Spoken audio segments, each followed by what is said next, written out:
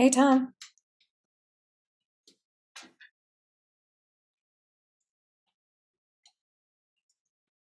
Tom, let me know who else needs to come in as a panelist from SE Group. We have you and Caleb so far. Is there anybody else? Oh, I think you're still muted.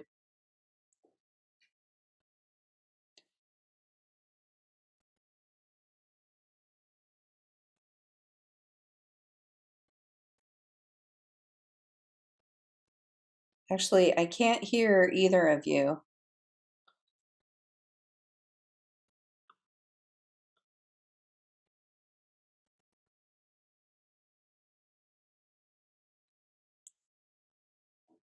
Let me see if I need to change anything. You're not muted. Caleb, can you try and say something?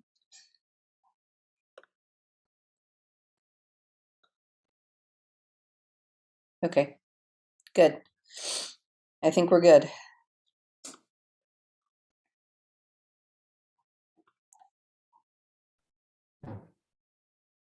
Sydney, can you hear me?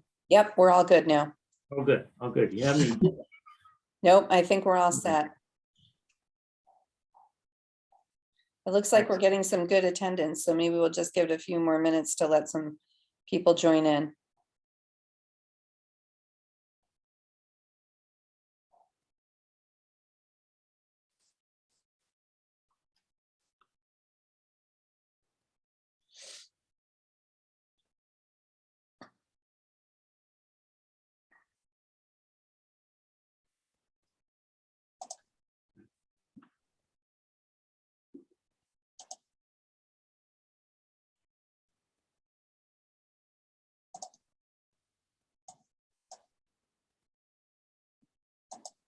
Just while we're waiting, I heard we had some great sessions with our kids today. That's good to hear. I haven't had a chance to catch up with Adam or Elena yet, but I'm glad to hear that. And since I'm going to be handing this over to you, would you prefer if either you or Caleb becomes the host or co-host? Yeah, I'll be the host because I've got the presentation. Okay. And I've asked Caleb to keep tabs on if any questions or anything come in the chat, maybe take some notes along the way when we get into back and forth with people.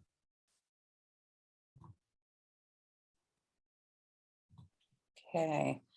With that being said, I am going to kind of mute myself and stop my video, and you can take it away. Let me know if you need anything. Sure. I'm seeing we've got just shy of around 20 people on here. So thank you all for joining. My name's Tom Hand. I'm a landscape architect with SE Group up in Burlington, Vermont. And some of my colleagues, Adam Ports and Elena Jacuzzis, were down at the school today, engaging with the students there and the faculty. And I have yet to hear, as I said, but hopefully having a great day engaging with the students.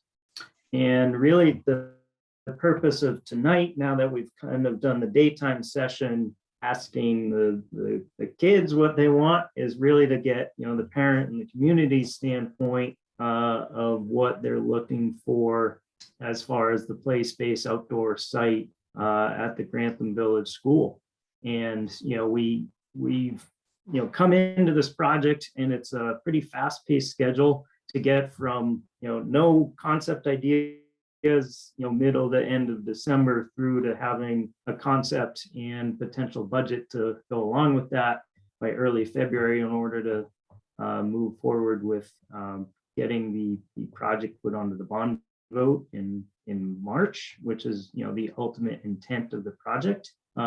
So that involves a lot of creative thinking on our part, as well as a lot of really good engagement with both the school and the community. So thank you for coming tonight.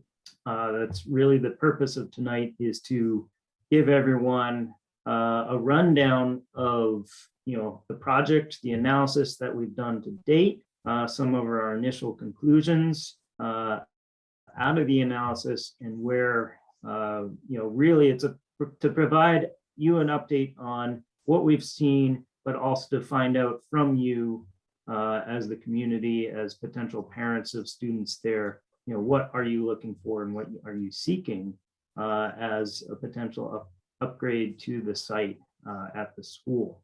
So I've got a presentation here, and Caleb is also from SE Group. He has helped put the presentation together, is also a recreation planner. So he will also be involved over the next few weeks on the project. So now the first test is to see if I can bring up my presentation. All right, Caleb, give me a thumbs up if you can see that. Not yet, but it's loading. There we go. I can see that for you, Tom. Awesome. All right, so welcome to the first public meeting for the Grantham Village School outdoor play space. We had discussions in our kickoff meeting and with Sydney of what to call the project, and that might even morph over time. But I think really the point is that trying to open up everyone's ideas to what the intent of the project is, and the outcomes of the project, thinking more than just an individual play structure or playground, into a more all-encompassing idea of both site improvements, play improvements, recreation improvements, outdoor learning improvements. So it's really, from our standpoint as designers and planners, thinking it more holistically about what the benefit of that outdoor space is to the school and greater Grantham community. All right, so the overall agenda of what we're going to talk about tonight is an introduction of us as a project team, the project goals. We'll look briefly at the project schedule that I touched on earlier. We'll look at a context of the site, how it fits into the overall area, and then more specifically, the site itself. We'll look at some of the initial diagrams of the site, a site analysis plan, and then think about the vision and themes as we start to look forward for the playground and the play space that's there. And then at the end of this, open it up to feedback. And we have an online public survey that you all will provide a link to you for, and you can provide feedback over the next day or two with some multiple choice questions and kind of open-ended written comments as well. So the project team, obviously it consists of representatives from the school, that's headed by Sydney as superintendent, and there's a project committee that is supporting us as the consultant team, and representatives of both the school from the staff standpoint, faculty standpoint.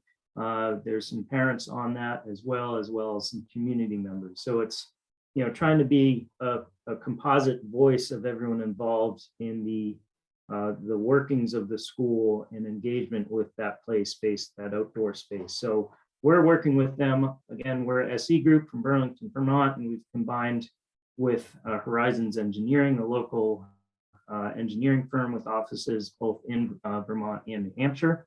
And they've been doing some of the site survey work that you may have seen out there recently, and also taking a look at some of the issues around some of the utilities and wastewater that's happening on site as well. So it's the two of us combined working on the project in association with the project committee. The SE Group, we are kind of a multidisciplinary, but not in the standard sense that one would think about multidisciplinary, but we're a firm that's made up of obviously landscape architects, community planners, we do resort planning and design, environmental planning, and recreation planning is a really large sector of our company that is growing throughout the country. We do work throughout the country and even overseas on various projects, and we've got a lot of experience within New England working on playground projects, recreation projects, and are really excited to be here involved with this one at Grantham, understanding the the strong sense of pride that the school has, and trying to bring the pride of the education that happens inside the school out into the landscape and build on that and promote the outdoor space for the children as well. So some examples, as I mentioned, some of our prior playground work that we've done. This is a play yard at the Waldorf, Lake Champlain Waldorf School, which is in Shelburne. This was, we did a master plan for this project and then implemented a small portion of that with this berm that's kind of in the middle with an embankment slide, some outdoor amphitheater space for outdoor learning, which surrounds kind of this core lawn area here. So that's the first phase of that. There's some, school expansion planned, as well as, ongoing portions of the site design that will be installed over time. But really, we worked with them to understand their circulation kind of into the arrival, as well as into the school, and then out into the play yard, and then also working with some of the constraints of their site, being that they were kind of surrounded by some pretty sensitive wetland areas as well. Putting the hubbub of a play area for a school right next to a sensitive natural environment was both a benefit and a constraint we had to navigate. Another one would be the playground that we did at the Montpelier Union Elementary School. That was completed several years ago, 2 or 3 years ago now, and it looked at updating both the upper school play yard, which is comparative to Grantham, as well as the lower school, which is for pre-K and kindergarten, and working through the site design master plan, and then ultimately the installation specification of equipment, also working with the project committee there.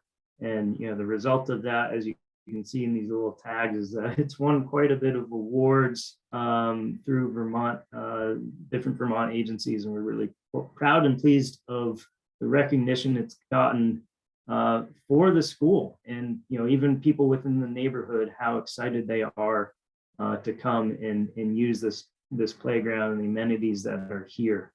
We recognized, and the school recognized, that it was not just a playground and a play yard for the school, but given its neighborhood location surrounded by residential area, was also a huge community benefit as well.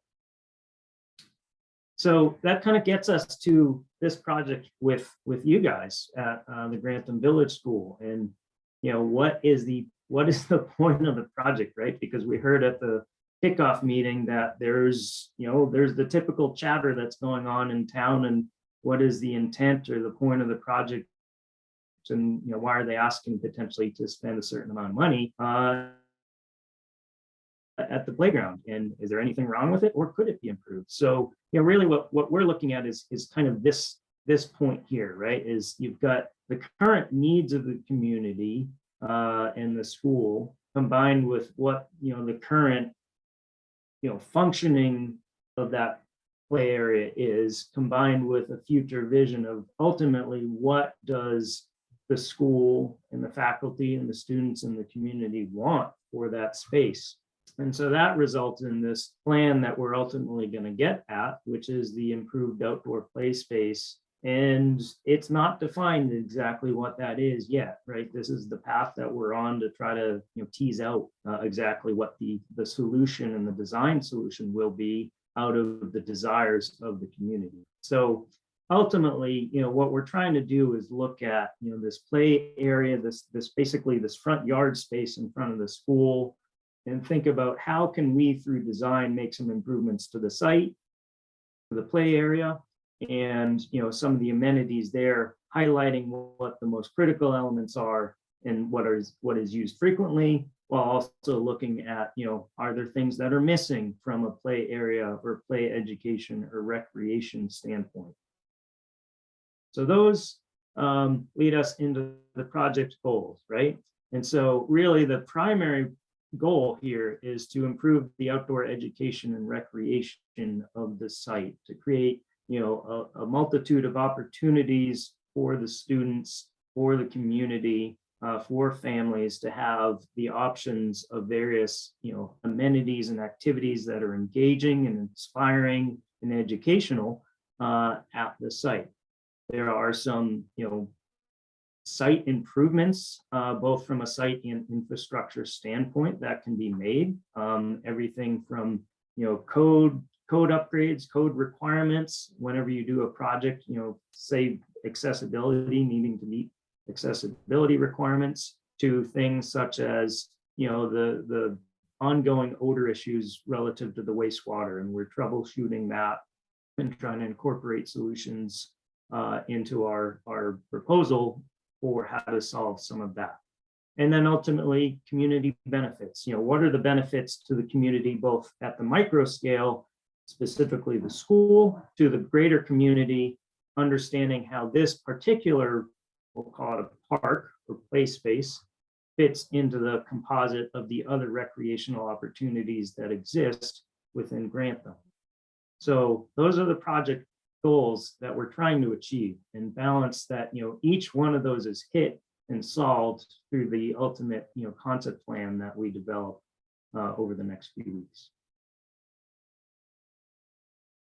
From a project schedule, you can see we're here right at the beginning of the project with the first engagement. What we completed over the past week or so was doing our field assessment, site assessment work.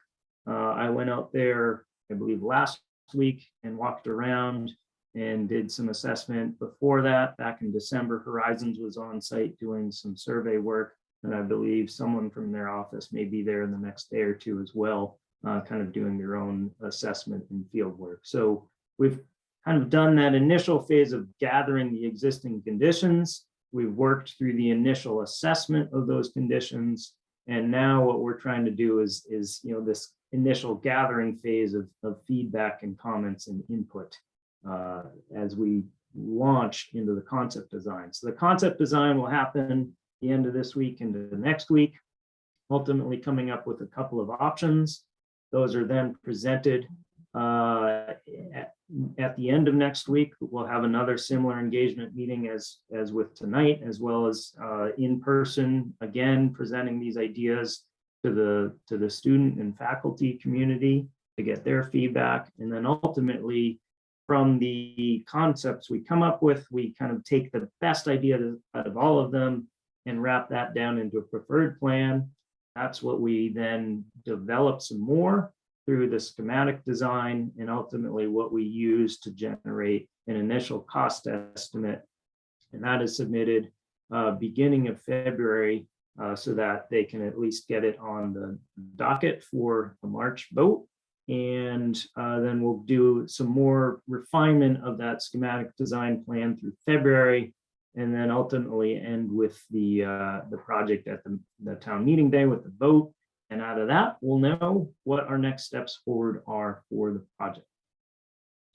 At that point, maybe I'll just stop here. Are there any questions or anything so far?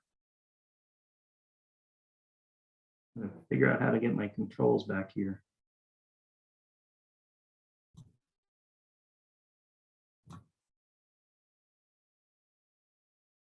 All right, I'm not seeing anything coming in, so I'll keep going.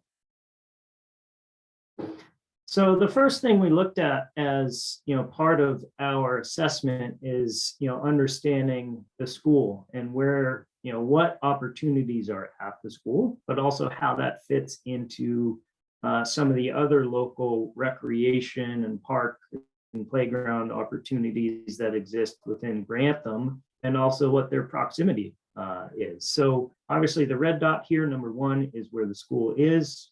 We know it has the playground, the tennis courts, the baseball fields, the basketball court, and the trails. But then we see that one of the next most proximate park areas is the recreation park for the town, which has some similar activities such as its own playground, a little bit larger, a baseball field and soccer fields as well as the vending space that goes along with those. And then nearby there's the Eastman community, which has a variety of different options. They have their own fields, tennis courts, are fairly popular. And then being on the lake, they have a small beach and water access. So, we're seeing that there's, and then beyond even these areas, there's several areas that have trailhead access for additional hiking within the forested areas as well. So we're seeing that there's similar play and recreation opportunities throughout the town, but understanding that, it's almost like, from a city standpoint, you have these composite, neighborhood parks specific to their area.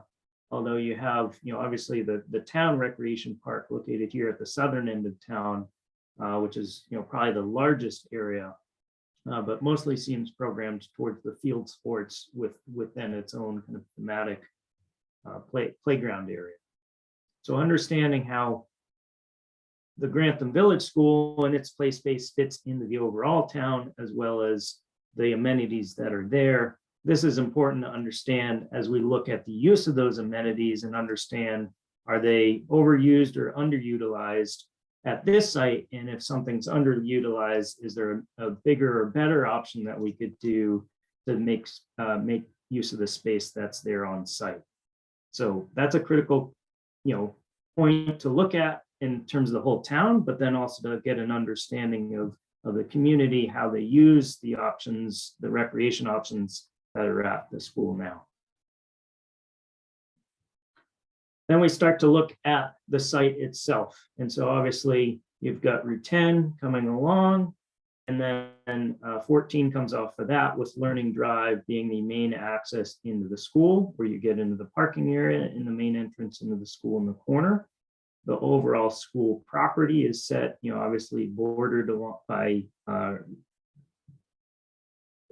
Interstate 89. And then, towards the western end by 10 and some of the properties along there, and also wedged basically between the Sawyer Brook and the Stalker Brook.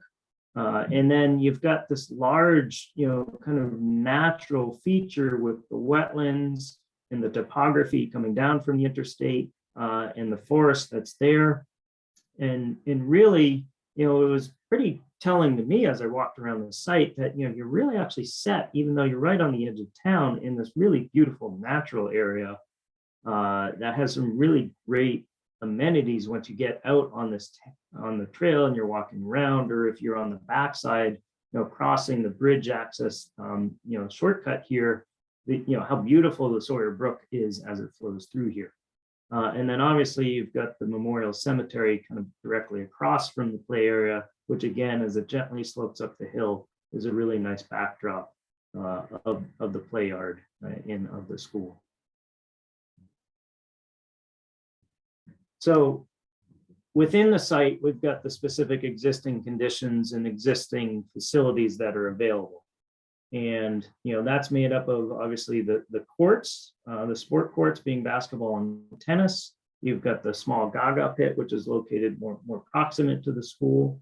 You have then the playground. This is the upper school playground, which consists of, a couple of swings, or two pods of swings, the play structure in the middle, a small tunnel, and then the various climbing and balancing elements here. And then that's separated by a fence from the broader field sport with the baseball, softball field, the more kind of open lawn outfield or soccer field associated with that. And obviously the softball field has dugouts and fencing associated with it. There is a small storage shed next to one of these dugouts here. And then you also have the lower playground for the pre-K kids off the end of the building here. It's not shown in the ortho photo, but that's a small fenced-in area there. And we're not focused on that, but it's good to understand what it is and what opportunities are in that small area as well. And then finally, you have the access, basically the trailhead into all the woods, the wood trails coming off the edge of the parking lot, with the cool sign, nature trail sign, and then the bridge across the stream that comes down through here across the parking lot here. understanding, what those amenities are was another critical aspect of this. And then obviously you're bounded within the main play area here by Learning Drive as it comes in, and then also the secondary kind of fire access, service access, and then parking lot over here.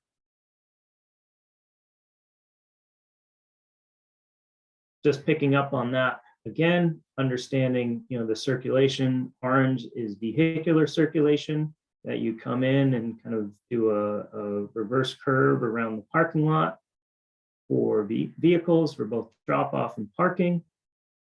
That you have, the lesser used kind of service access that goes all the way around the back of the school.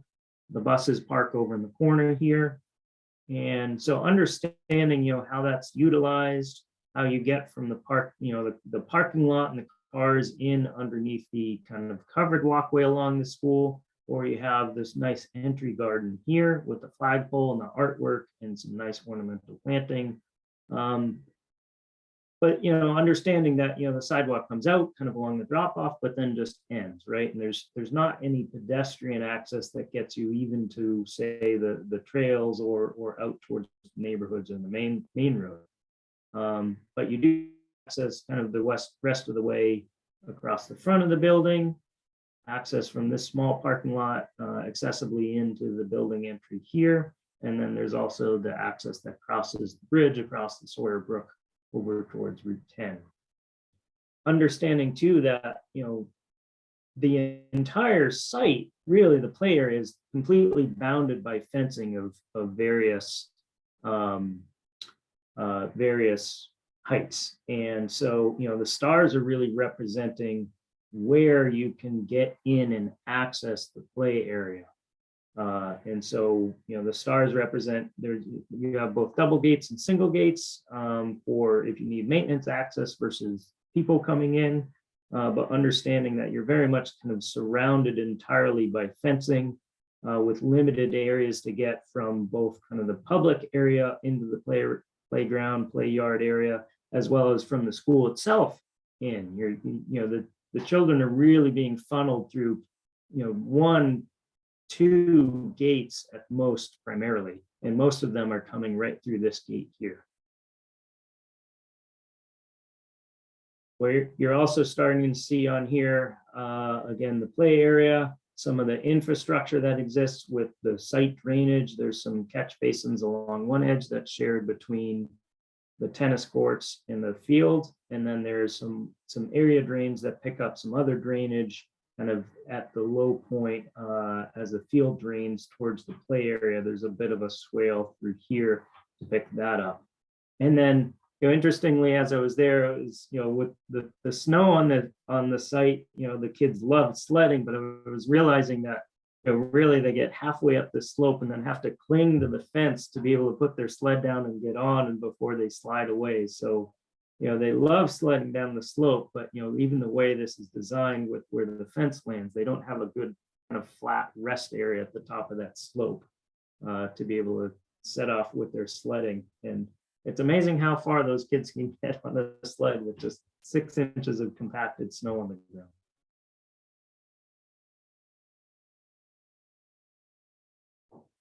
All right, so next up is just kind of looking at some photos of some of the existing conditions that are on the site, and really, starting to share from our standpoint, what we see and what we envision, or not envision, but what we see as we look at the site from a designer standpoint, right? And so, the architects did such a great job of playing up the main covered entry into the school from an architectural standpoint, but from a site standpoint, it's a little bit constrained between, the fact that this is an exit lane, and then you have kind of the main access for the sidewalk underneath that covering, but then you have the dugouts and the shed kind of, on one side, breaking up that view and kind of blocking the view of the rest of the play area and the school in a way. So, and then that's providing kind of limited widths for some of the sidewalks. And you can see here, this is the main pathway that connects from the drop off over towards this long leg of the school. even from a maintenance standpoint, they're clearing a path probably based on the machine that's wider than what the sidewalk actually is. And so there's the sense of, is the site infrastructure from a pedestrian circulation standpoint adequate for, the amount of people that are on the site and using it, and the desire lines of where they want to go. And then things like this small little bike rack, you can just see the pavers at the edge here, at the entrance, but it's a small area. It'd be good to talk to Sydney and some of the other faculty to understand how many children in the better weather use the bicycle racks, to understand if that's adequate or not. And then I did mention the garden earlier was beautiful and really well done. But again, I think when you're kind of back at this point and until you really approach and get closer, it's not as perceptible so much. And then looking at, this image, which is, making its way around the side of the school, going towards that other small parking lot, understanding that that is clearly a walkway that is desired by people. It's maintained and clear, but it's just the lawn of the field and not actually a paved connection. So that might make maintenance a little bit more difficult, say come the muddy mud season, stick season weather. So understanding how people ultimately want to use the site and move around the site is critical as well. And then finally, looking at this photo here, this is that gate that I said is predominantly used by the students to access the whole play area in the field. Well, it's kind of broken up by this catch basin located with its small low point, in an odd place to have nice even access into the site. You then also have kind of the composite of manhole covers and equipment associated with the whole wastewater system, kind of right in that view corridor, as well as an obstacle as kids are running out onto the fields too. So understanding how the site layout that you currently have is functioning both from a functional standpoint, but also an aesthetic standpoint as well. So we're looking at things like that. This is, again, the play facilities. We already looked at this. I believe this is just zoomed in a bit more. And then looking at, the actual equipment and options that are there on the site. So you have, the two swing structures that have, several belt seats as well as one ADA seat that you can see here. I'm hearing that there's a little delay in the images, so I'm just going to wait.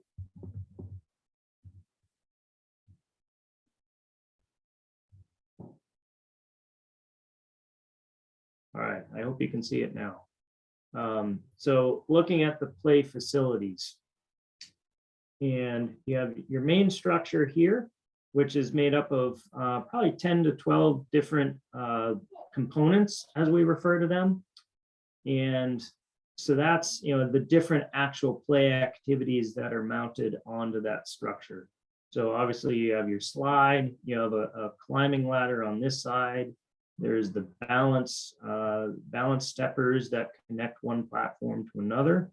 There's, on the far side of this, there's monkey bars and pull-up bars. So those all count as individual components. And out of that, you can judge, basically a couple of things: how the capacity of a structure, as well as, that what that structure is geared for in terms of an age range.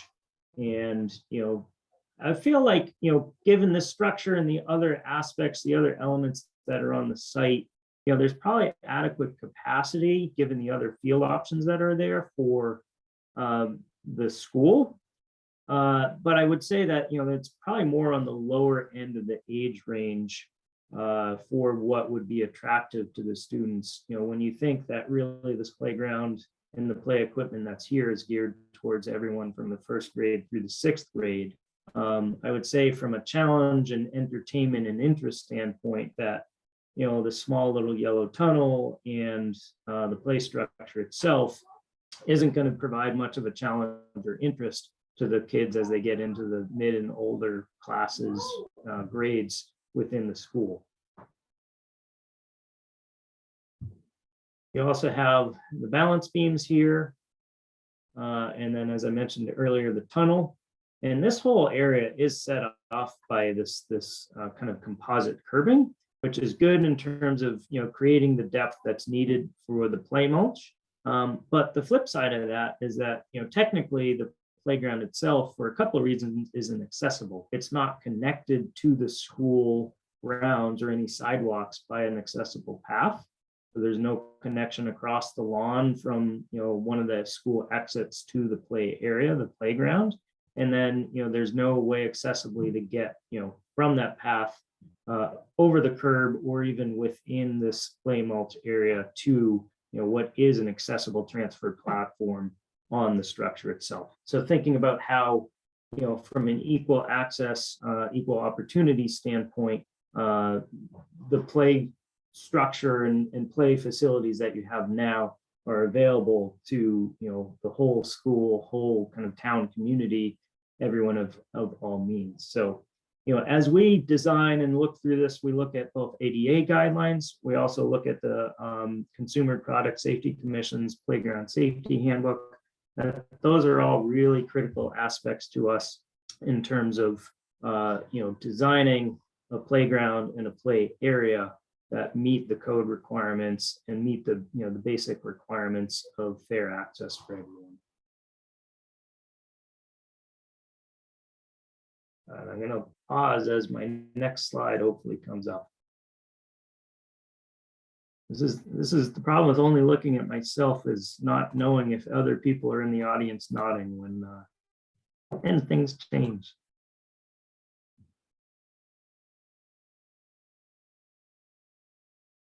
All right, so the next slide is about stormwater and drainage. And I think it's just good to be aware of this in terms of how the site is currently functioning, and not necessarily that things need to change from a major standpoint, but as we think about an upgrade renovation project, in the current day and age, we are always looking for opportunities to improve how stormwater is both collected and treated, as well as using it as a tool to engage and become an education opportunity for students, or even an opportunity to play as well. And stormwater and drainage is another aspect of that. So, again, there are several, several catch basins on site, as I mentioned earlier, a line along the tennis courts, and then some kind of at the entries. Now, given the amount of traffic and kids coming through here, this is where we're starting to see issues where that snow that falls gets compacted. I wouldn't be surprised looking in there that the kids are dumping snow and ice into the actual catch basins. It does look like there's other debris and toys and wiffle ball bats down there. So it might be as simple as saying, let's at least regularly clean those out. But understanding how the pedestrian access is working relative to the overall site grading and drainage is also a critical aspect that we're going to look at, and thinking about how this overall site design and functionality works with where the low points and collection areas of that are, to hopefully eliminate the fact that you just have a low point right inside a gate where everyone runs and it automatically becomes iced up and then becomes a slipping hazard. So that's understanding that site drainage throughout this area is something we're looking at as well.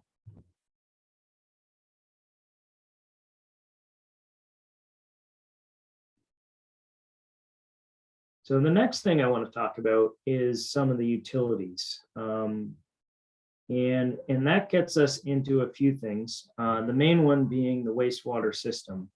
And so really, that entails some pipes coming out of the building, and then there's a small kind of cluster of tanks located in that, again, in that image here at the gateway, that's accessed by some manhole covers and some utility supplements. I'm not sure what they all are, but there's some pipes that stick up, and then that's connected to the broader leach field that is located underneath a portion of the baseball in the regular lawn field there.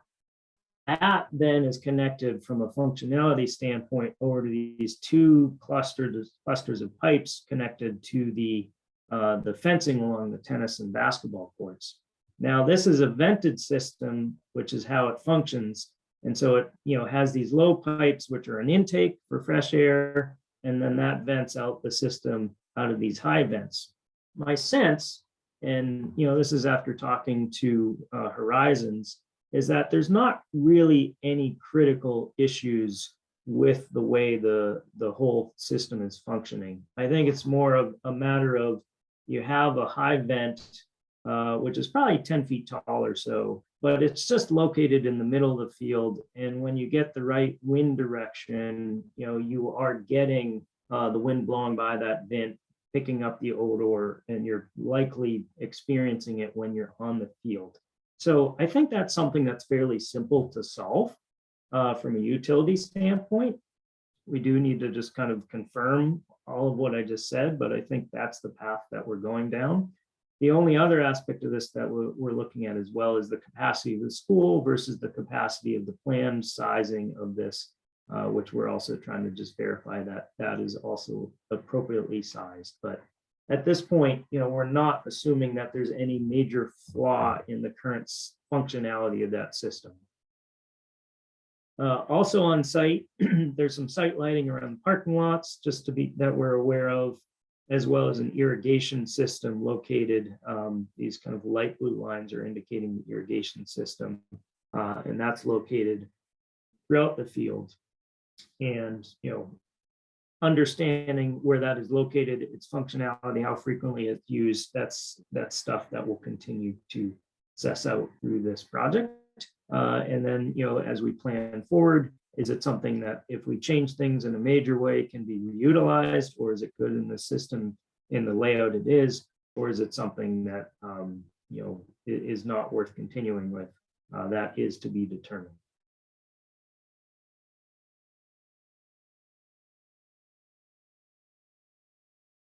So the next plan I'm going to look at is basically just kind of a quick synopsis of a lot of what I spoke about. A little composite site analysis plan, looking at the site, looking at some of the kind of initial issues and opportunities, understanding, from a site layout and pedestrian standpoint, where some of that pedestrian circulation is coming up short, where some of the informal connections are coming from the the main gates across the field to get over to where the various play elements are, be it the playground or getting to the basketball or tennis courts. And then even this hill over here, where the kids are sledding off of this larger hill down to the field, understanding that they're coming out of the main axis of the school and then really being focused just at this gate that then launches them out into the broader kind of play area. So initially, a couple of things. Starting over here, from an entrance standpoint, as a visitor, it was a little unclear because both routes looked fairly formal of where the main entrance into the school is, and other than one small sign here directing us, it was a bit unclear which, should I come and park here and come in this way, or is it this way? So I think there's a little bit of a promotion of the entrance and the correct, entry into the school that could be made. And then also once you're in the site, in the play area, understanding that you're really surrounded, as I mentioned before, by a lot of fencing. And certainly it's functional, but when you're inside of it, especially over in this corner, it almost feels like you're in a pen to a degree. And there's certainly safety issues and wanting to separate the children from the roadway and the public, which we will keep in mind. But understanding how the site layout functions to allow free flow of the use of the site without kind of coming across as being more utilitarian with the way the fencing is.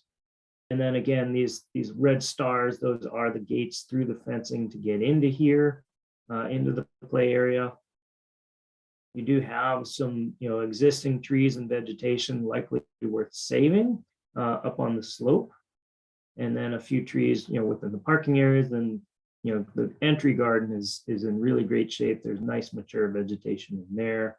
And, these two trees are beautiful. I think it's like a birch and a maple over near this entrance, but they're just kind of out in the open without too much else around them. There are some picnic tables there.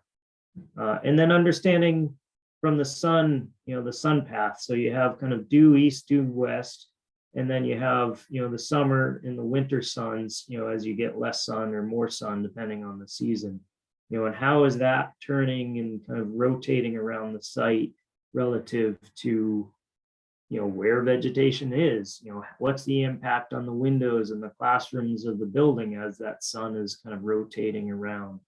And, from a site shading standpoint, is there enough shade on the site for, the summer months when people, or kind of late fall or early spring when people are out there.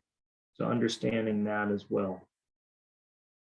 Another standpoint, I talked about this earlier, was kind of the constrained view as you're looking in at the main entrance, and you've got fencing kind of separating the play area from the entry, but then you have the backstop creating even more of a pinch point, and then the backside of those dugouts again kind of lined along that entrance drop-off area.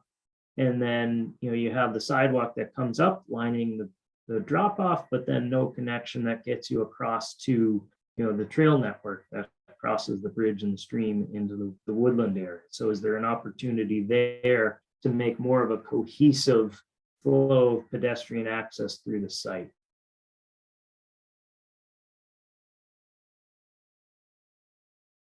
All right. So now we're going to move on to kind of looking forward. The birch, sorry, I was reading the comments. The birch is a memorial tree for a former GVS employee. That's great to know. So vision and themes, as we look forward, what are some opportunities, right? As I kind of led off with, you're really located in this beautiful natural area, between the hillside and the woodland trails. There's a stream that comes down the hill that really is a great representative example of the New Hampshire landscape, with the amount of kind of cobbles that are strewn about, the glacial till.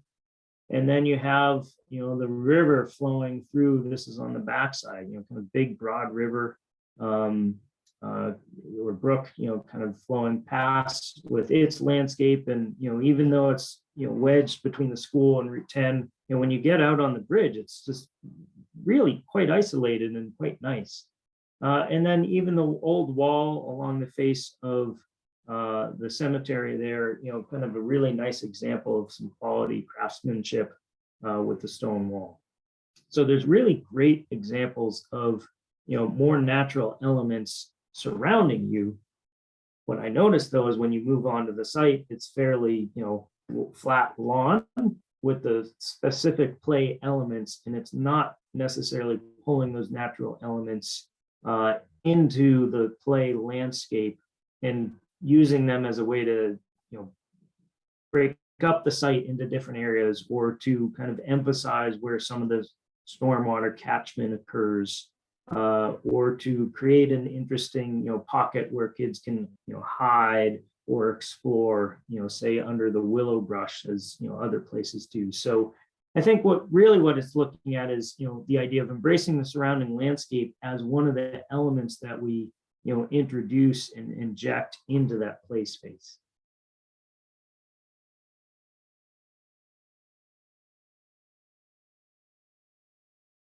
Moving on to the next slide.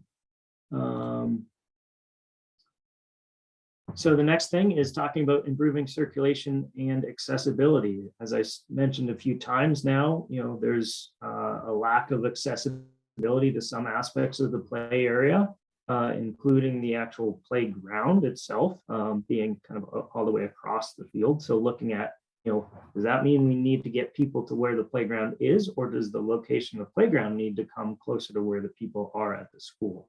So understanding, how we think about the overall site relative to that, providing, within the play options themselves, both from a material standpoint to the features themselves. Is there, are we looking at ADA guidance to allow kind of meeting the code requirements? Or are we looking at universal access, which really allows equal opportunity to everyone throughout the whole site? So those are different things that we'll look at. And then, again, these images, the idea that it's not necessarily someone just in a wheelchair, but it could be, parents, right, who are wanting to kind of roll a stroller over to where their children are playing, and, allowing everyone to have that opportunity to move freely around the site. This is that Union Elementary School project we did in Montpelier, and they had a large embankment that ran parallel to the school with stairs that came up.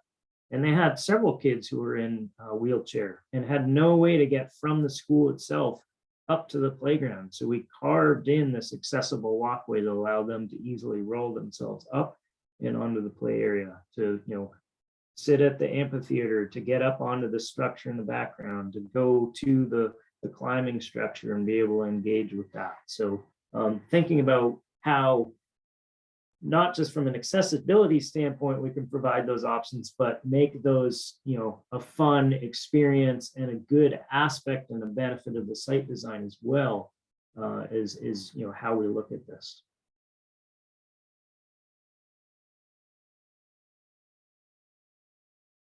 Let that next slide pop up. But what we're also thinking about is green infrastructure or stormwater catchment.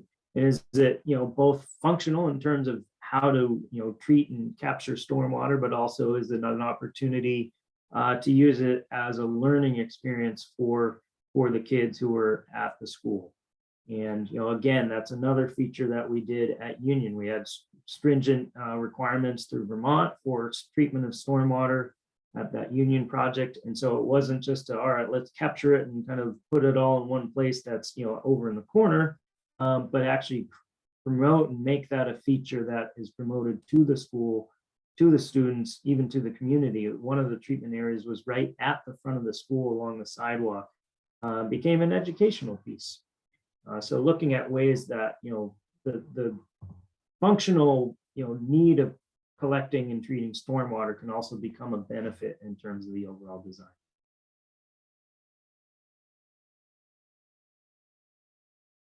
And then, of course, we get into the really fun stuff, the envisioning the future play opportunities, right? And what really gets the kids excited, what gets the community and the parents excited in terms of structures and equipment.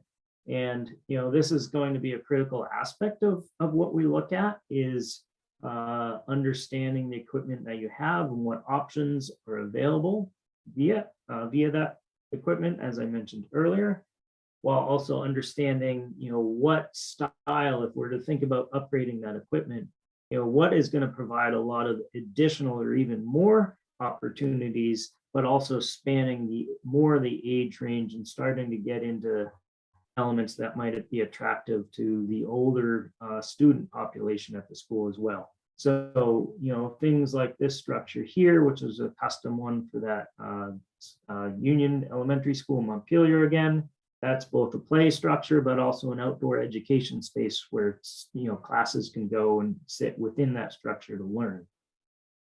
You have, a larger climbing structure here, which was in some of the earlier images, and allows a lot of different movements and activities, from climbing, swinging, hanging. There's a little slide built into it. So it starts to touch on a lot of the different movements that, not just the kids want to do, but that educators and health officials, promote that the kids do as well, to really challenge themselves. And then things like the owl. Is there an element of this being the hawks at your school, right? That we say, well, maybe we take this thematic idea of the hawk and we have some play structure that starts to kind of speak to that, or some element of the site design that speaks to embracing the idea of the hawk or the nest, or, soaring above the trees. So, we can get really playful and creative with how, the various, play elements and aspects kind of tell a story in terms of the overall design and representing the school.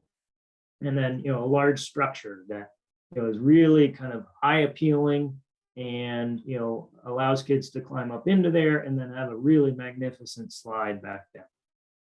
So, I'm really looking forward to what, the kids had to say today. And then, obviously we're going to look for feedback from you, the parents, throughout the next day or so, in terms of kind of what you guys envision, and, are we missing some play opportunities that you feel would be necessary for, your students or your children, or even you yourself, from a fitness standpoint.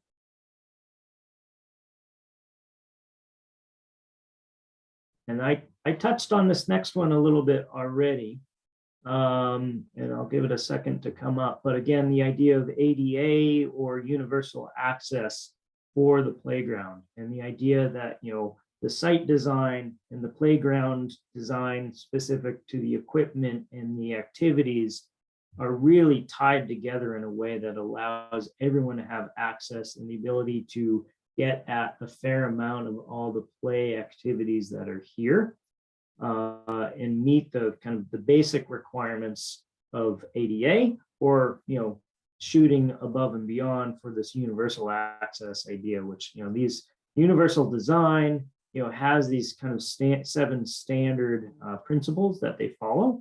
And it doesn't matter if we're talking about playground design or the design of, a functional, hand tool. These apply to all those, to each one of those design projects. So, what we're really thinking about and wanting to clarify is, is there, what is the taste for desire of, what level of access for accessibility to the site, and that, really ties into how we, ultimately design the playground and where it gets located within the site as well. All right, almost to the end.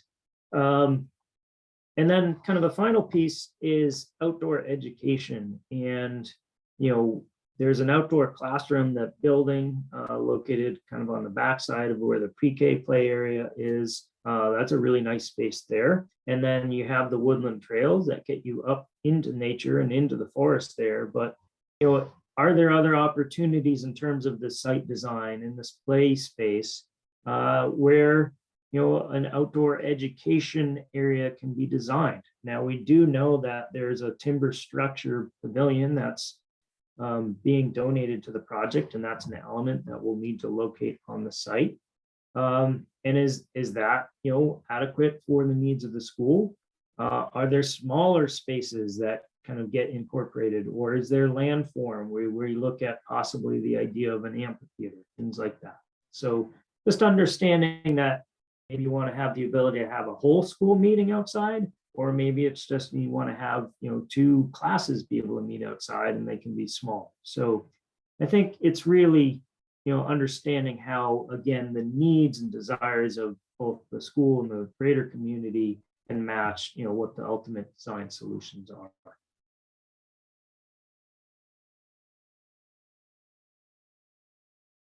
There, so we made it. So that is generally kind of a synopsis of, as I said, who we are, an analysis of the site and some of our initial findings, and then from a vision standpoint, starting to generate people's kind of ideas of what we're thinking about, what we're looking for. And then what we do now is say, all right, let's open it up to the feedback. Both here, we have some questions coming in, but then we also have a survey that's all set up and ready for people to take and respond to. And what we'll hope is that we can get that distributed as widely as possible. And that should run through, we'll probably say Wednesday, and allow us to get some feedback as we get into the concept design over the next week or so. And then the next public meeting is scheduled for Thursday, January 20th at 7 p.m., at which point we'll look at the concept options that we feverishly work on over the next week or so. Thank you. Sydney, you want to kind of come back on and we can kind of start to moderate on the question side of this? Absolutely. Thanks for the presentation. That was great. Thank you. Okay, so I think you need to stop share first. There we go. Okay. So we have a couple of questions coming in, and thank you to Kathy Martin, who let us know that the birch is a memorial tree for a former GVS employee. I didn't know that either. So thanks, Kathy, for letting us know that. And Kathy's also part of our committee to work on this project. We have one question coming in. Isn't the fence there to keep foot traffic away from the car traffic? Which is, yes, definitely one of the intentions, to keep kids safe from the entire loop. I'm not sure who MW is, but I can always pull you in if you have a follow-up question to that. So if you want to raise your hand or use the Q&A, I can bring you in. Just let me know. And then MW had another follow-up question about the past projects that you're showing examples of seem to be more about a bigger city and not a small town like Grantham. So I don't know if you guys want to address that. Absolutely. I mean, and we are using both projects we've done as well as projects from other communities that we're aware of as a representative example. But there's certainly an aspect of this project which is going to be entirely about right sizing the design for your community, because you've already have generally a set number that you're looking to get onto the bond vote. We don't want to come in and say, all right, here's a $2 million design for a project that you only want to spend a quarter of that on. So that's really entirely on us to make sure that the concept is matching what the expectations of the community are from a pricing standpoint. Now, it's critical because I thought about making the slide and I didn't end up doing it, but it's kind of an inverse relationship of, you could say, all right, we want to put all our money into one of those really cool pieces of equipment, right? And you could get it, but you're not going to get as much of the site design, site elements, portions of the potential design if you do that, right? Or you could say, well, we want to have a more natural, site plan, site layout. We got to do more things in terms of the circulation, but then we're going to have smaller play structures. And, with that Union Elementary project, it's probably a good example. There was a ton of site work that went into that site, way more than you guys are going to have to do here. That was $1.5 million project, but the equipment for that project, kind of, bought and installed, was probably in the $250,000 range. So I think, even if we look at, how to take a potential budget and divide it, it's a larger school than Grantham is. And so, we do need to kind of understand that, how much equipment, what options, how big is, say, a main structure. That's a critical aspect of, matching the equipment to the use, but then also saying, all right, and what's left, what can we do in terms of the site design? So, I don't want to kind of turn people off from saying, well, we can never do any of this. I think it's just a matter of being very specific and intentional in terms of, one, both specifying equipment, being realistic. I'm sure the kids all picked the largest tower that was shown to them in an image today. But being realistic about, what we can do, and understand that, for, $5,000 to $10,000, you can get multiple spinning elements, and like just add in a lot more of kind of individual elements that start to take, 3 to 5 kids per element and start to be attractive to the older students as well. And that you start to do a handful of those, and for not a lot of money, you start to create a lot of additional interest in the play area as well. So we're certainly cognizant of the budget and, not trying to blow things out of the water with some of the images we showed, but, show what's possible, some of our thinking, how we've approached some of the design kind of goals and questions on others. But clearly, what we need to do is make sure we're staying in line with the expectations from the Grantham community. Right. I also think that it's great to look at those images personally, because I think it gets people excited and gets everybody's imagination going about what the possibilities are. Because, I think the way that you presented it really makes everybody think about what we can do, what's out there. We're going to have a couple of people come in to talk, to ask their questions so they don't have to type. So this is Adrian. I'm going to bring you in to ask your question.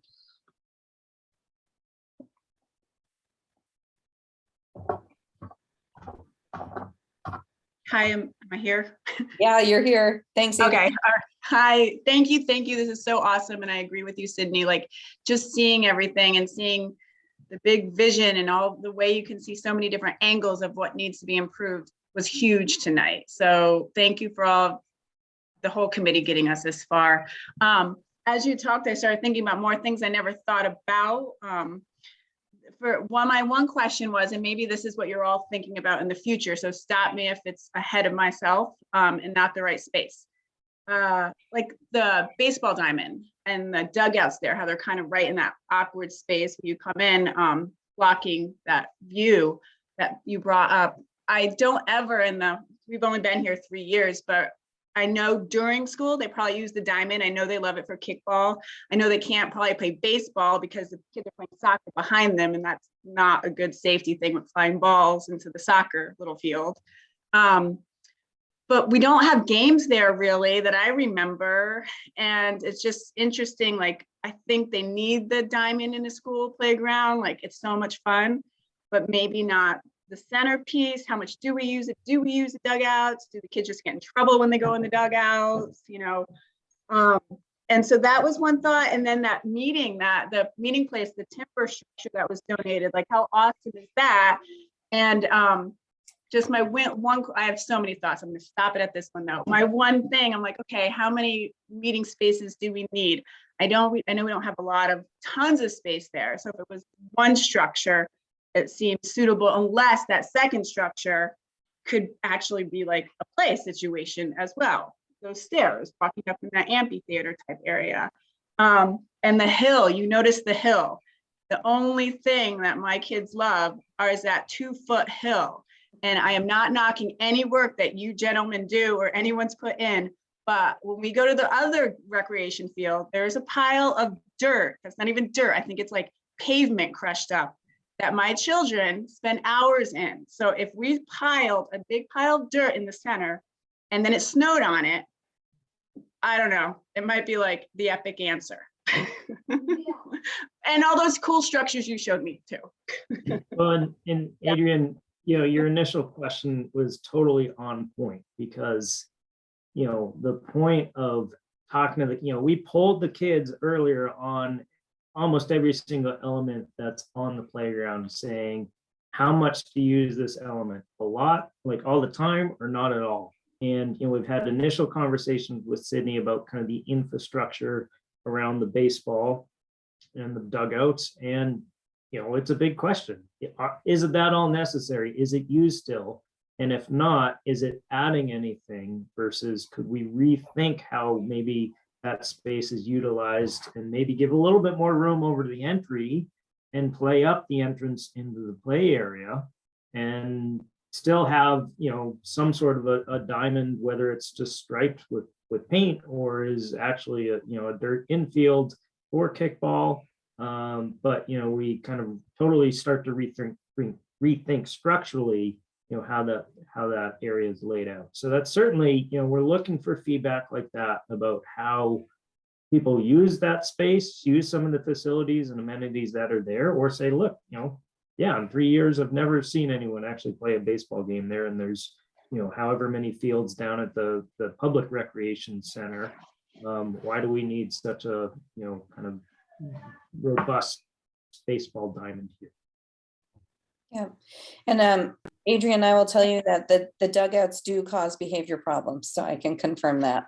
So, and those are something from the past. So yeah, that's definitely something that we're going to be looking at. And this sort of leads into one of the other questions. And before you go, Adrian, I'll bring this one up. If we bring kids into the space for sporting activities, before COVID, we had activities there. Will those resume eventually? So this is from Christy, I guess. What I'm thinking of is it depends on the kind of activities. So if you're thinking of, if you're asking about more of the rec department activities, you know, those are mostly done at the rec field. But if you're thinking of like the activities that we would always do at the school, we would absolutely hope that after COVID, we would be resuming those at the school, and that the design would be able to, you know, continue doing those activities and more there. So Adrian, that also seems to be your kind of question too, is how do we balance what we have at school with like the rec park, right? Yeah, and definitely. And I think when the kids were younger, the year or two before COVID, we were having, I think it was the younger rec sports, like the K in the first grade had soccer there. Yeah. I think now it seems like our soccer fields got pretty awesome at the other place. So we might have space. So that, yeah. And the tennis courts, like you have a lot of tennis courts there. Like Eastman has some, our other rec area doesn't, but yes, that is my question. Like what do we really use versus what would the kids love to use their imagination and play on and bring that nature in, like just, so yeah. Yeah. But thank you for your time. I appreciate it, guys. Okay. Are you all set, Adrian? Yes, Jack votes a sand pile. He's 9. Sand Hi, guys. pile that turns into a snow pile. Yep, that was his vote. Awesome. All right. All right. Thank you. Bye. Okay, so let's move on to the next question, which would be, let's see. In designing the novel play structures, for example, the fancy slide you showed, how do you factor in durability to the harsh weather conditions that we experience, especially during the winter here, which is a great question, considering we're looking at -10 degrees tomorrow. Yeah, it is a good question. And certainly there's a couple of paths to answer this. One is, you know, if it's a manufactured element from, you know, a professional manufacturer, you know, such as a professional play company, they, you know, put all their equipment through a lot of, you know, both design, engineering, and testing to make sure it is, you know, acceptable in all weather conditions and environments. Like on that Union Elementary School project we did, you know, the webbing and the ropes on that climbing net, you know, those are all like a synthetic nylon or something with, you know, stainless steel connections. Those are all very much rated for being outdoors, you know, protected from UV rays, that sort of thing. The wood, a lot of companies, you know, they have these lines called Robinia, and Robinia is basically black locust. And, you know, other than pressure treated wood, which we're trying to stay away from, it's one of the next best woods in terms of rot resistance. And, you know, especially when it's, you know, not in direct, you know, it does fine in direct contact with grade, with soil, but especially when it's above grade, it has such a long longevity for, you know, a wood material with minimal maintenance to it at all. So, you know, there's certainly materials that we look to design and utilize for structures, whether it's off the shelf or, you know, if it's more of a custom element, then certainly, you know, I think the owl structure that I showed is from a company from Canada that specializes in custom equipment, and they do use materials, whether it's the Robinia, the black locust, or something else specifically because of the, you know, material longevity. So we're not going to look at putting in something that is going to just start to fall apart, you know, quickly after its installation. I think you'll like this next question, which is, I heard from my kid that a jacuzzi was suggested by some very thoughtful 4th graders. How many jacuzzis will be installed and how quickly can we use them? I don't know, can you get some for tomorrow when it's -10? I don't know if I'd even want to be up there. We'll take note of that one. Okay, next question. This is a comment. This is great. Can we also make sure that the play space can be used in the winter? Right now, the play structure is closed off in the winter because it's unsafe. That really limits what's available for the kids to do at recess for a good part of the year. And I think you address that a lot in some of the site work and the wastewater drainage and everything, because we mentioned to you, I think probably 1,000 times, how we get the wrong kind of a skating park in there that we don't want. So what are some of your initial ideas based on the engineering schemes, or I don't know, it might be too early to tell about how to make sure we can address that so we don't have to close off the playground in the winter? Yeah, I think there's a couple of issues here. One is, I'm assuming like the play structure itself would be the main one in the playground itself, right? The various climbing structures. Right. And is that shut down because of ice buildup? Well, that gets shut down when with ice buildup and when it freezes because of safety, because of the fall. Right. When a kid's So, falling. And then and the that's- separate that's an issue is where issue. we have the issue where we just literally have ice and people having difficulty walking. Great. So a couple of things is the issue with the mulch, under the structure freezing is not specific to you guys, unfortunately. I think we can look at, making sure there's enough under drainage underneath the mulch that, it continues to free drain. But, even with some of this weather we've been having where, say the bottom layer freezes and then you get a rain and then it freezes again, like it just does turn into a solid chunk of wood chips. And at that point, it is a safety issue relative to the fall height, and it's not providing the functionality that it's supposed to. So that is kind of a reality based on where we live. That is certainly limiting to the use of some of those structures and equipment. But, understanding, how the micro drainage is happening around the site to really kind of get the best drainage away from, and, hopefully, I don't know how that was constructed initially. So was it just, the barriers were put up with the mulch and on grade, and, it's at the toe of that slope. So is water coming down and just quickly filling it in? So that's, some of the stuff we're going to think of as we redesign. Now, the other thing in terms of like the amount of ice around some of those catch basins, again, is with a 6-foot gate where everyone is coming in, on and off the playground, like you're getting a lot of foot traffic there, which is compacting the snow. And, my sense would be, I'd like to potentially see that we lose the barrier between the school and the play yard itself, and allow more freedom of movement kind of from the doorway and the sidewalks into the play area. It's not going to be safety issue because you're still enclosed, but we'll get rid of kind of that focused entrance onto the play area in one specific location that's, generating that ice. But, with the amount of kids, again, on the play area in the winter, again, there's lots of other schools that deal with compaction of the snow as well. But, I think as much as you can disperse the students across and kind of through that whole site. Good. We have a couple of questions that seem to be a little bit of a theme, so I'm going to do at least 2 of these at once. Next one is, it's sort of about the having open space. So the first one reads, I love these proposals and they're really inspiring. However, I think it's worth noting the free imaginative play that a big open space provides.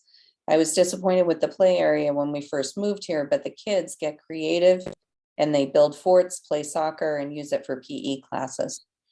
And then a little bit along those same lines is, has SE Group heard about our movie nights from the past? Those are very popular. We had to stop those because of COVID, unfortunately. Only a few times a year, but it's lovely to have an open space to get back to that someday. So it sounds like these two are connected in the sense that people might still have an interest in keeping some kind of an open space, not having the entire thing filled. Yeah, and I would almost say that I think those tennis and basketball courts are going to be up for for debate, right? In how much they're used, how necessary they are, because I don't think there's any, we're not looking to fill the entire area and get rid of a large lawn space. In that Union Elementary School example, a lot of the photos were focused on where the actual active play structures and play amenities were, but there was also still a large lawn soccer field kind of next to that, which wasn't highlighted in the photos as much. So I certainly agree with kind of the open free form play area.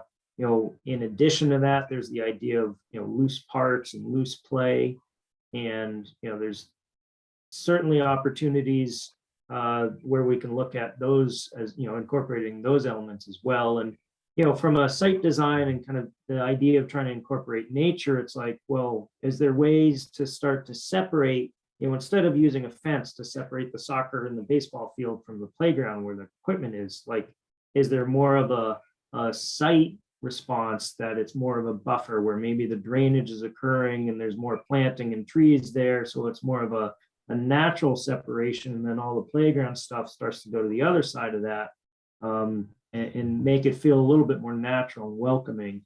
And there's, say the loose play parts are then incorporated into that little natural area. So that's how I think of things.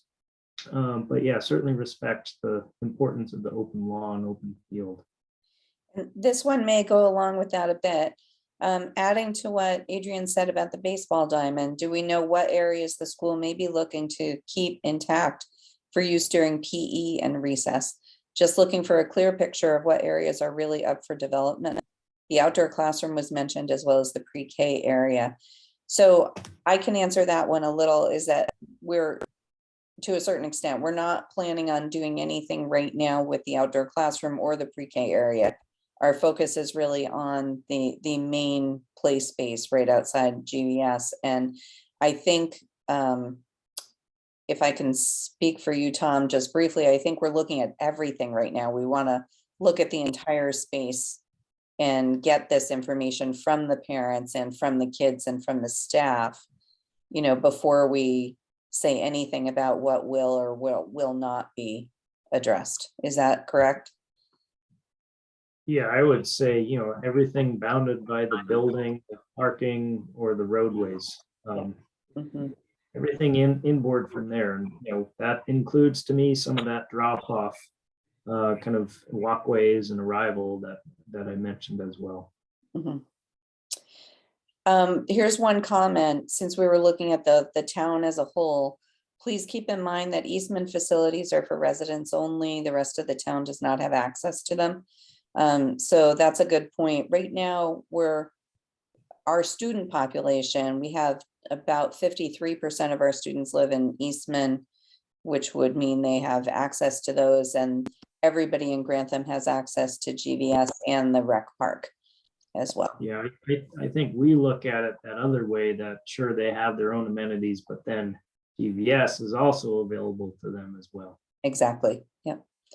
The next one, based on projections for GVS's school population over the foreseeable future, how much larger would you estimate that the playground infrastructure needs to be compared to the current size?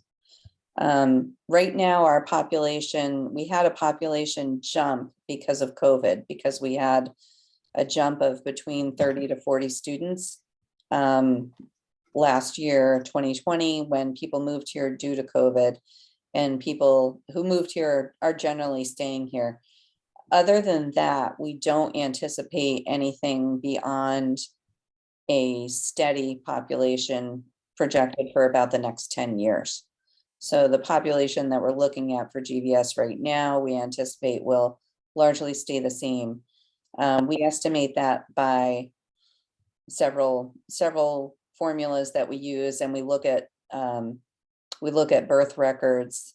New Hampshire and Grantham didn't have substantially increased births over the last 2 years during the pandemic. We look at things like that. So right now, we don't have any kind of indication to think that we're going to have another big boom unless it's move-ins. Is it feasible to incorporate more of GVS's school colors, maroon and yellow, I think, although the official colors may be different. No, you're right, maroon and yellow, around the renovated play spaces. Great question. Yeah, I mean, it's certainly, that's, again, the type of feedback that's important. And again, are we thinking from a custom facility standpoint where you can start to specify materials, or then you go to a manufactured product? And, you know, a lot of times those companies are very amenable to, you know, either, you know, picking from their standard colors, or, you know, getting a, you know, a color match as well. But it's certainly something that we can think about as we start to get to the point of selecting equipment and styles, and, you know, opportunities to kind of continue to promote that school spirit through the colors. We've got 2 more in Q&A. Can we get the proposed breakdown of structure, site work, drainage, et cetera, in detail? Which is, yes, that's what we'll have by the time we get to the public hearing. So this process is going to help us get to all of those numbers for the proposed warrant article for the bond. That public hearing is going to be on February 8th. So we'll have that whole breakdown for you on February 8th before voting. And the voting is March 1st. So you'll have the whole breakdown at the hearing and details on the 8th, and then the voting is March 1st.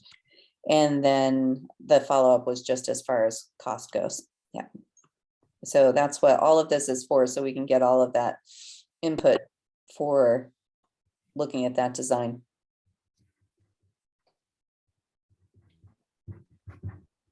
And the chat slowed down. Let me just make sure I didn't miss any.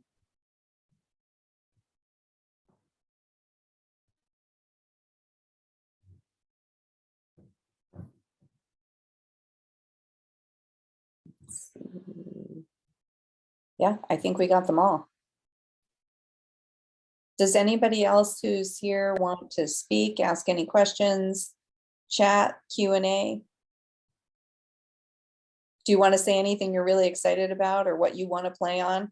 Because, you know, when you come to the GVS and your kids are playing, you can go play on something too.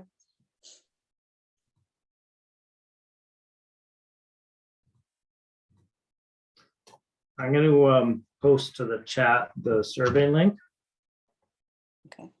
And share that far and wide. And if you don't want to talk about your favorite equipment here, you can at least talk about it there and give feedback.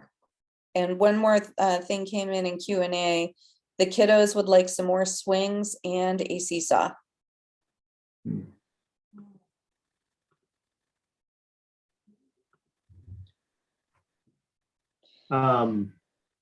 Yeah, what's really interesting with swings is that you have the standard belt swings, which is, you know, usually 1 kid per swing, right? And now what's becoming really popular are the basket swings, which allow 3, 4, 5 kids at a time to all swing together.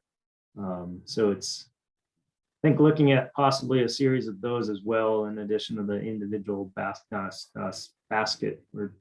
swings, would be interesting. Another comment coming in. I may be the only person I've seen use the tennis courts with my sons, but they're used by at least 3 people. Another one.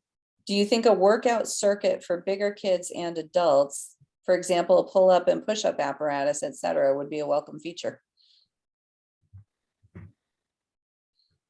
Yeah, again, that's one of those features that, you know, trying to attract not just, you know, and think not just about the students, but the greater community. And, you know, is it a circuit that's kind of just isolated this site? Is it something that goes around the school? Is it, you know, something that even works its way up into the woods, although that trail's fairly tricky in terms of an easy trail? It's more about, you know, rugged hiking trail, but certainly something to think about, and, you know, get people's feedback and understand the desire for that. But we see those frequently.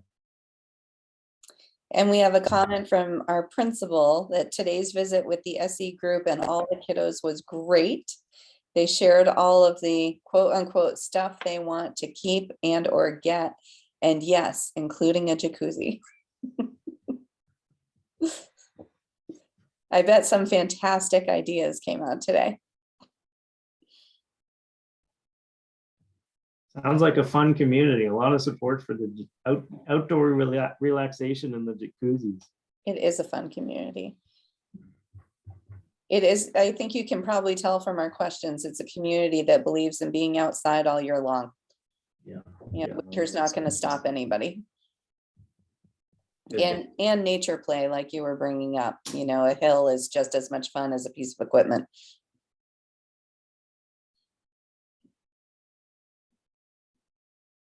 All right, well, I think that's about what we have for tonight. And Sydney, I'll share this presentation with you so you can distribute it as well. Okay, And what we'll do is try to collect those answers from people and their feedback. And we'll see everyone again in a little over a week to look at the concepts. great, perfect. Thank you very much, Tom and Caleb. We appreciate it. Well, thank you. Good night, everybody. Okay, good night. Thank you.